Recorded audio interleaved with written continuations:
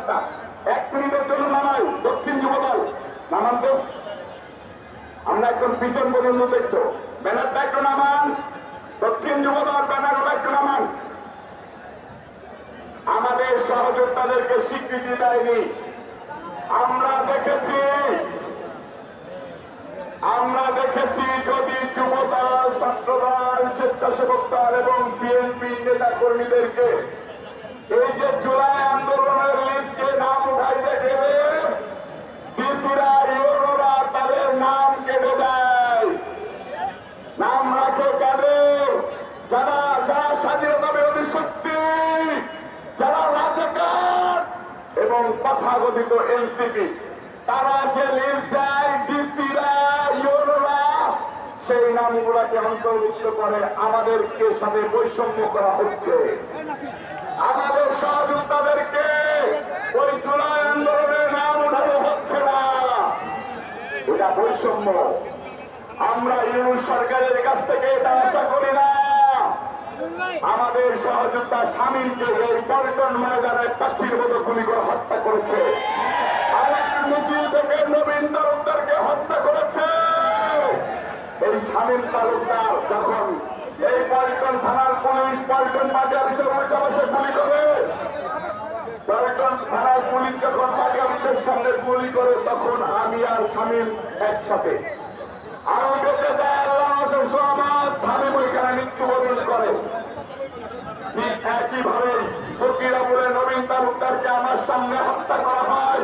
নবীন তালুকদারের মাথায় গুলি করা হয়, তার ঘিরে এসে আমার শরীরে লাগে, রক্ত নিয়ে আমি কান্না করতে করতে সাজ্জাদ মিরাজ ছিল, আমাদের অনেক সহযোদ্ধা ছিল। এরকম করে আমাদের সহযোদ্ধাদের লাশ আমরা কাঁধে করে নিয়েছি। আপনারা লাশ হতে পারতেন, আপনারা লাশ হইতে পারতেন। আল্লাহ রসুল সহমতে বেঁচে আছেন। নুরুল ইসলাম নাহারের নেতৃত্বে 19 জুলাই এই পরিসরের গায়ে আন্দোলন করেছিলাম।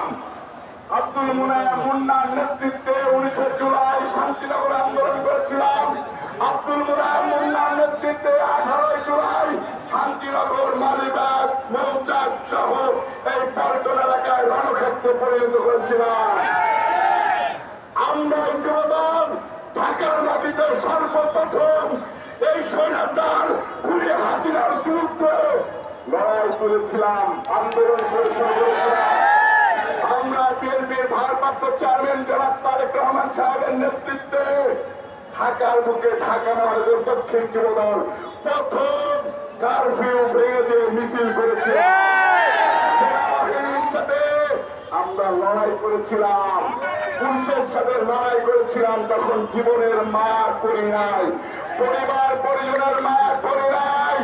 আপনারাই ছিলেন খন্দকারের নাম রবিউল ইসলাম নয়নের সহযোদ্ধা।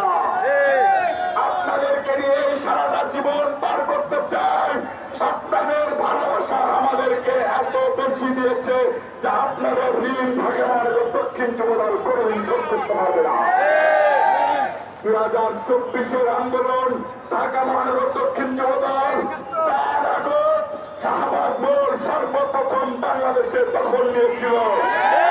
ঢাকা মহানগর দক্ষিণ যুবদল 3 আগস্ট ঢাকা মহানগর দক্ষিণ যুবদল শাহবাগ মোড়কে দখল নিয়েছিল। 2 তারিখ শাহবাগ মোড়কে ঢাকা মহানগর দক্ষিণ যুবদল দখল নিয়েছিল। আমি তথাকথিত এই অন্তর্বর্তীকালীন সরকারের প্রধানকে বলতে চাই, আপনারা যাদের পাহারাদার হয়েছেন, আপনি মনে করেন যে আপনাকে তারা ক্ষমতায় বসিয়েছে, আপনি প্রকাশ স্বর্গে বাস করছেন। আপনি তাদেরকে বলেন বিএনপির নেতা কর্মীরা তাদের ফেসবুকে মিছিল ছেড়েছে শাহবাগ মোড় দখল নেওয়ার, বিমানবন্দর দখল নেওয়ার।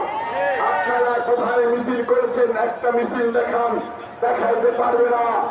আব্দুল মুন্না, নুরুল ইসলাম নয়ন স্বৈরাচার হাসিনা বিরোধী আন্দোলনে আমাদেরকে রাত্রে ঘুমাইতে দেয় নাই। 10 মিনিট পর ফোন করে করে বলেছে রাস্তার দখল নিতে হবে, তারেক রহমান সাহেবের এজেন্ডা বাস্তবায়ন করতে হবে, তারেক রহমান সাহেবের বাংলাদেশের যে গণতন্ত্রের পক্ষের আন্দোলন সেটাকে সফল করতে হবে। ঢাকা মহানগর দক্ষিণ যুবদলের প্রতি কৃতজ্ঞতা জানিয়ে আমি আমার বক্তব্য শেষ করব।